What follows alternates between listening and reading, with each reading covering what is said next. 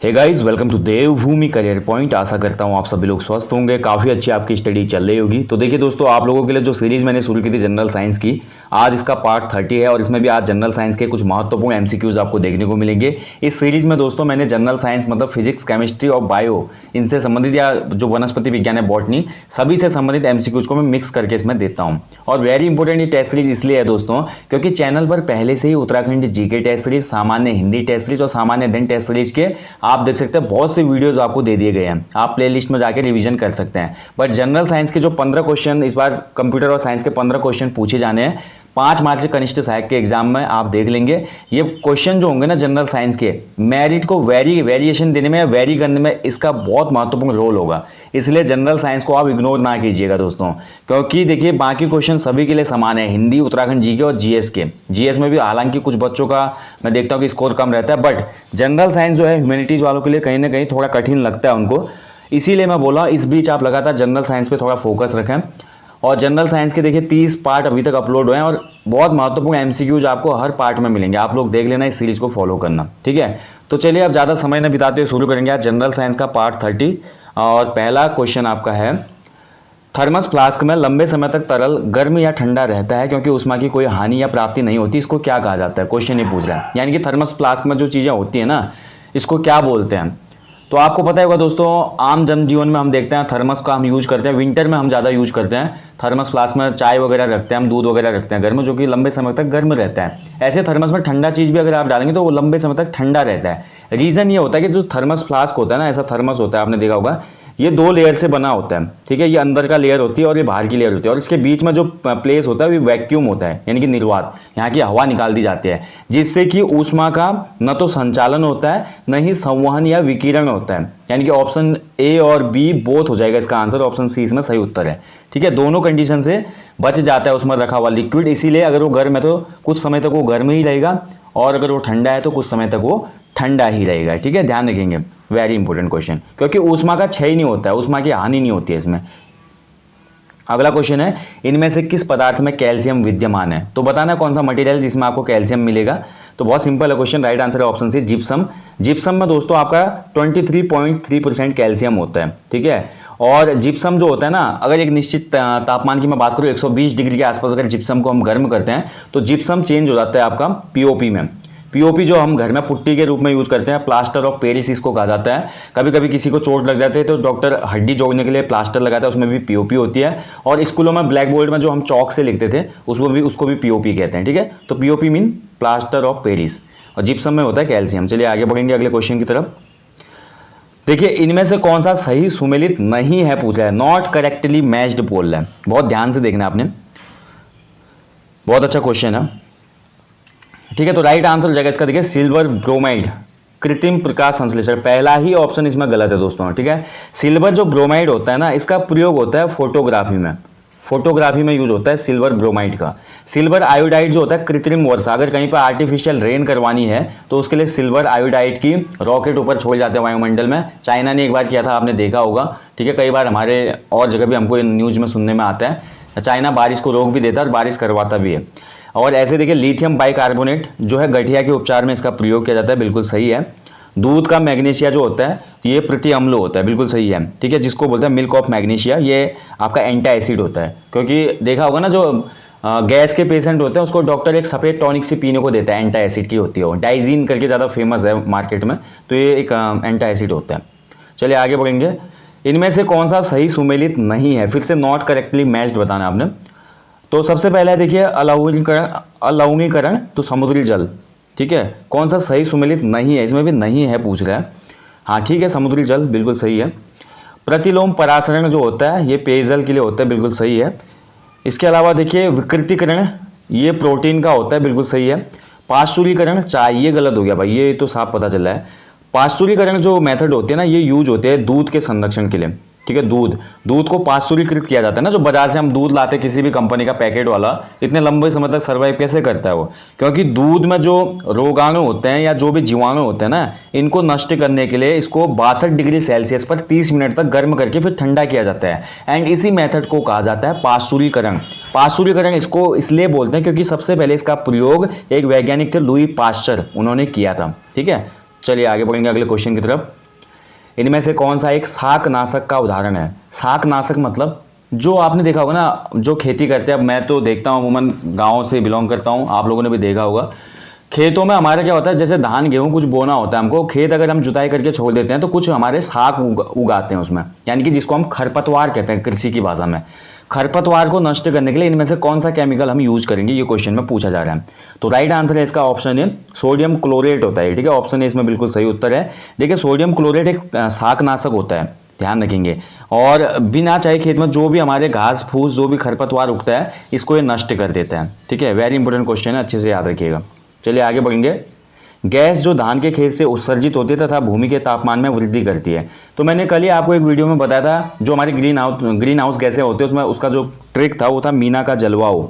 ठीक है, मीना में मी से जो आता है मीथेन गैस, और धान के खेत में भी आपकी मिलती है दोस्तों मीथेन गैस। ऑप्शन डी इसका राइट आंसर है, धान के खेतों में मीथेन पाई जाती है। मीथेन गैस को एक अन्य नाम से भी जाना जाता है जो कि है मार्स गैस। ठीक है, मीथेन को मार्स गैस भी कहा जाता है, ध्यान रखिएगा, वेरी इंपॉर्टेंट क्वेश्चन है। और देखिए मीथेन जो होती है ना, कई बार ये क्वेश्चन बनता है, मीथेन आपका कभी कभी कोयले के खदानों में भी निकल जाते हैं, रिसाव हो जाता है इसका। ठीक है, तो मार्स गैस अच्छे से याद रखना। और मंगल के वायुमंडल में भी ये गैस काफ़ी प्रचुर मात्रा में है, इसीलिए यहीं से मार्स गैस नाम इसका आया हुआ है। चलिए आगे बढ़ेंगे अगले क्वेश्चन की तरफ। एक तरफ आपको दोस्तों आपका बहुलक टाइप के दिए हुए हैं, केमिकल नेम दिए हुए हैं, केमिकल दिए हुए हैं, दूसरी तरफ उनसे संबंधित चीज़ें दी गई हैं, तो आपने इसको सुमेलित करना है। ठीक है, तो सबसे पहले केवलार की मैं बात करूं दोस्तों, केवलार जो होता है ना, केवलार का जो राइट आंसर हो जाएगा ये हो जाएगा संश्लेषित रेशा होता है, ऑप्शन बी हो जाएगा इसका 2। जो हमारा पैराग्लाइडिंग अगर आपने की है या कभी आपने पैराशूट उड़ाया है, पैराशूट में जो ऊपर पूरा जो तिरपाल जैसी होती है उसमें जो लाइनिंग लगी होती है, यानी कि जो रस्सियां लगी होती हैं, वो केवलार की बनी होती है। केवलार बहुत मजबूत होता है, घिसने पिसने से टूटता नहीं, इसलिए संश्लेषित एक मजबूत रेशा माना जाता है। ठीक है, सिंथेटिक फाइबर है। टैक्सोल की मैं बात करूं दोस्तों, तो टैक्सोल जो होता है आपका, ये कैंसर रोधी एक दवा होती है, यानी कि बी का हो जाएगा 3। ठीक है, जिंक फास्फाइड की मैं बात करूं तो जिंक फास्फाइड एक आपका रोडेंटनाशी है, यानी कि इसका राइट आंसर हो जाएगा आपका 4। एंड नाइट्रोसेलुलोज जो होता है, नाइट्रोसेलुलोज मतलब एक बहुत भयंकर विस्फोटक के रूप में यूज होता है, यानी कि ऑप्शन ए हो जाएगा इसका। ठीक है, तो इसके हिसाब से अगर हम इसको मैच करते हैं तो इसका राइट आंसर हो जाएगा ऑप्शन बी, ऑप्शन बी सही हो जाएगा। चलिए आगे बढ़ेंगे। निम्न में से किसी वस्तु के नमूने को हवा में खुला रखने पर कुछ समय पश्चात गायब हो जाता है, जैसे कपूर, नैप्थलीन अथवा शुष्क बर्फ। इस घटना को क्या कहा जाता है? देखिए घरों में अमूमन हम अपने कपड़ों में जो होता है ना, सीलन की स्मेल ना आए करके कपूर की गोलियां रखते हैं, नैप्थलीन भी कहते हैं इसको। ऐसे ही दोस्तों ड्राई आइस का यूज आजकल बहुत होता है, जैसे शादियों में प्री वेडिंग बनाने में पीछे से धुआं वाला क्लाइमेट दिखाना है या कुछ ऐसा करना है, और फिल्मों की शूटिंग वगैरह में भी ड्राई आइस का काफ़ी उपयोग देखने को मिलता है। देखिए अगर इनको हवा में खुला छोड़ देते हैं हम कुछ देर, तो इसके बाद क्या होता है, ये आपका विघटित हो जाते हैं, हवा में घुल जाते हैं, और इस घटना को कहा जाता है आपका ऊर्ध्वपातन। ठीक है, ध्यान रखेंगे, ऊर्ध्वपातन कहा जाता है इसको, ऑप्शन ए इसका राइट आंसर है। ठीक है, सब्लिमेशन कहते हैं इसको, वेरी इंपॉर्टेंट क्वेश्चन। चलिए आगे बढ़ेंगे। नाइट्रोजन स्थिरीकरण जीवाणु किस पौधे की जड़ के साथ संयोजन करते हैं? वेरी इंपॉर्टेंट क्वेश्चन दोस्तों। देखिए नाइट्रोजन का स्थिरीकरण क्या है, मतलब कि पौधे को जितनी डिमांड है उसको बनाए रखना उसमें नाइट्रोजन की विद्यमानता को, और ये चीज़ें देखने को मिलती है दालों में।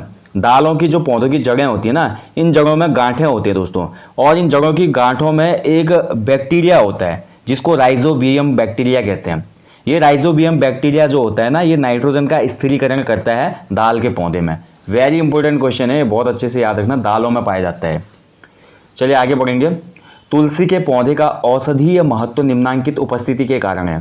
तो देखिए तुलसी की चाय पीते हैं हम, तुलसी को पूजा जाता है हमारे धार्मिक कल्चर के हिसाब से। तो उसके अलावा तुलसी हर चीज़ में, खांसी जुकाम नज़ला कुछ भी हो, तुलसी का एक मल्टीपर्पज़ एक पौधा है वो।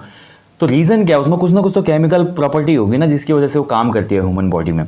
तो ये होता है दोस्तों, राइट आंसर हो जाएगा इस क्वेश्चन का, तुलसी में हमारा पाया जाता है ऑप्शन सी, फिनॉल और फ्लेवोनॉइड। ठीक है, ऑप्शन सी इसका बिल्कुल सही आंसर है, फिनॉल और फ्लेवोनॉइड। चलिए आगे बढ़ेंगे अगले क्वेश्चन की तरफ।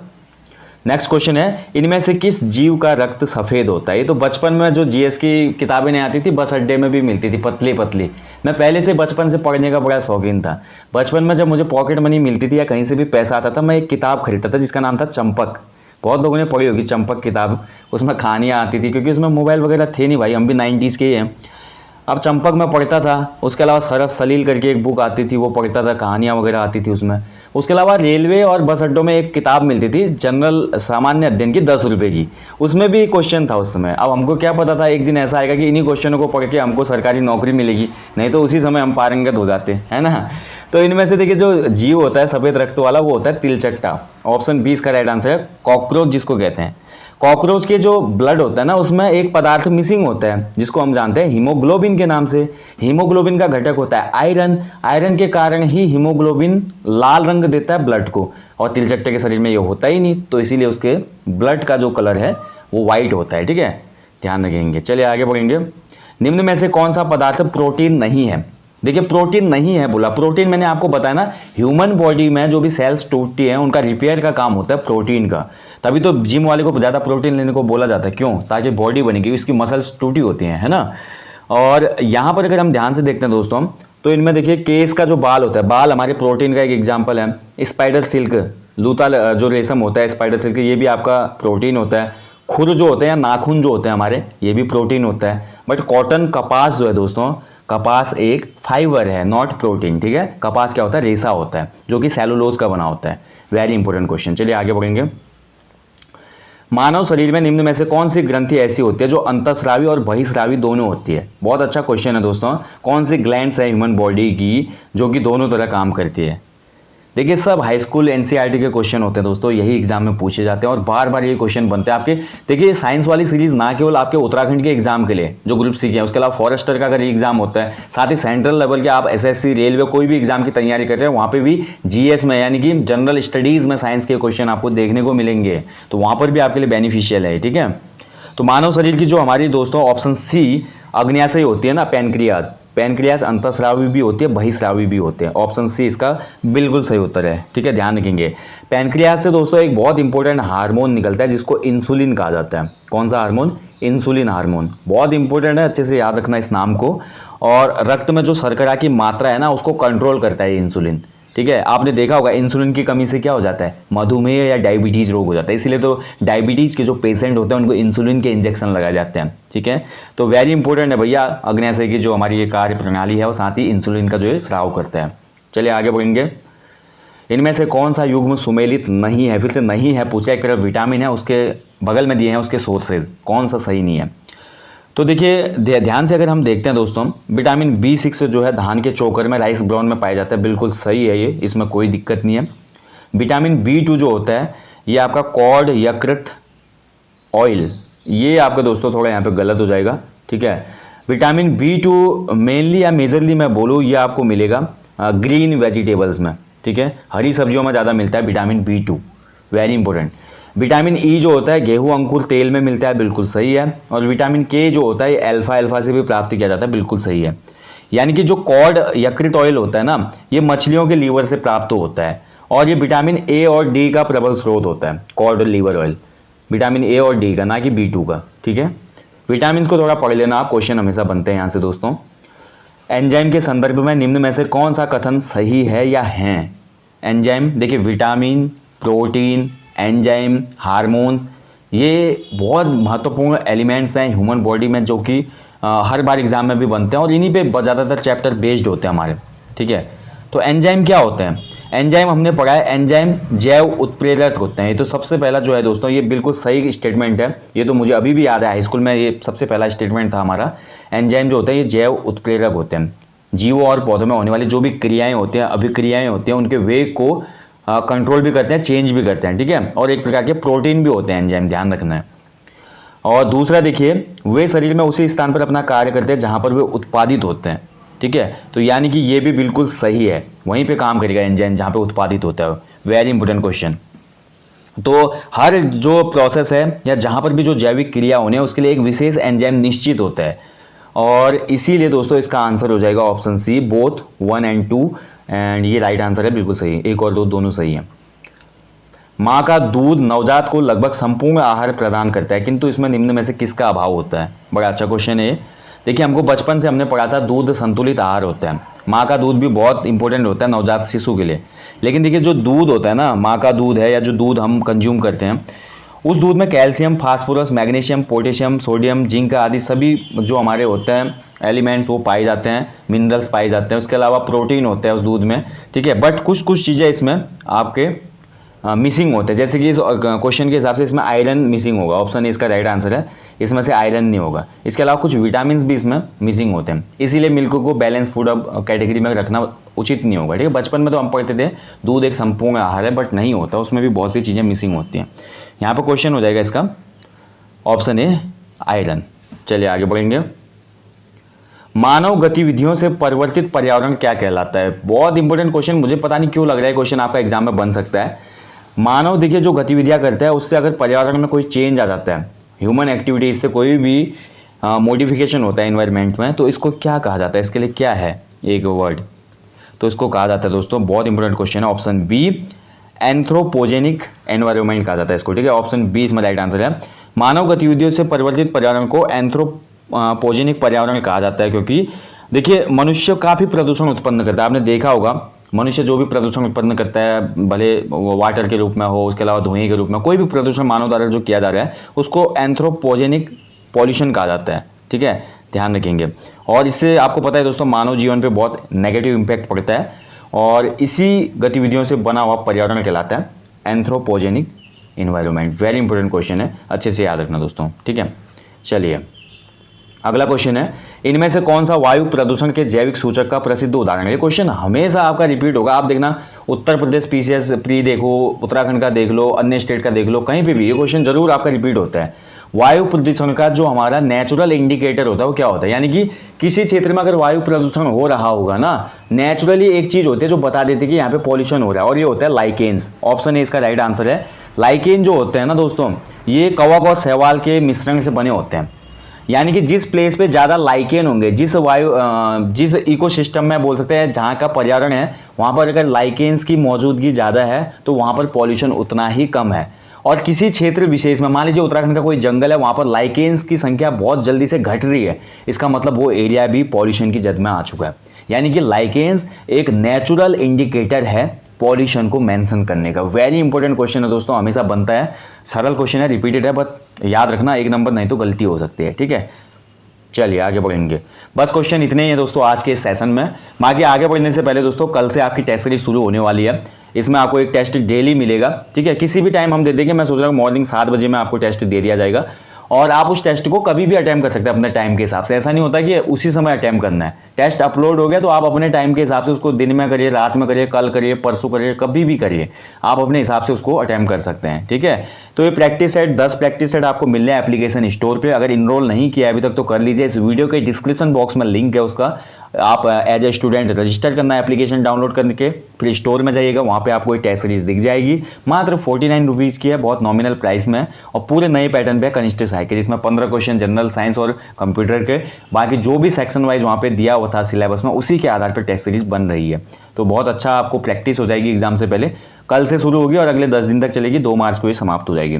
So guys thank you for watching, अपना ध्यान रखें। अन्य कोई भी डाउट क्वेरी या कोई भी आपको क्वेश्चन से संबंधित आपको लगता है कोई त्रुटि है, कुछ भी है, कमेंट बॉक्स में जरूर मेंशन करना। जल्दी मिलेंगे आपको नेक्स्ट सेशन में, तब तक अपना ध्यान रखें, अच्छे से स्टडी करें। जय हिंद, जय देवभूमि।